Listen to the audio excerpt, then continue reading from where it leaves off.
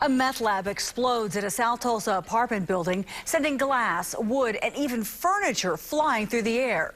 Now, for the first time, one of the victims, a neighbor, is speaking out about the blast. 2 News reporter Brandon Richard is live in South Tulsa with her story. Well, Karen, the explosion left one man in the hospital with severe burns on 40% of his body. And while his is the only physical injury, he's not the only one whose life's been rocked by this explosion. For Molly, it was shaping up to be a typical Sunday afternoon. Then at 3:30, she felt it. I felt like it was an abrupt earthquake or something. You know, it was just the floor kind of raised a little bit,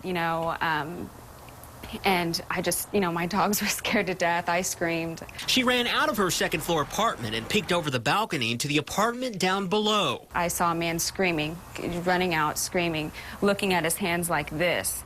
And I could tell from the top, looking down on him, I could see his hands. There was no skin on his arms or on his hands. It was awful.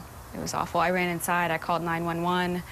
I thought it was a bomb. It wasn't a bomb, rather a meth lab gone wrong. These explosions are extremely dangerous. As you can see, the power that came out of this explosion, again, we were fortunate in this situation that the entire complex didn't burn down. As for Molly's apartment, it just smells awful. I can't be in there for too long. I have to step outside. It smells terrible in there. Though she didn't know her neighbors very well, Molly has a message for anyone who might be using drugs. People who are doing things like this, you're not only putting yourself in danger, you're putting everybody around you in danger.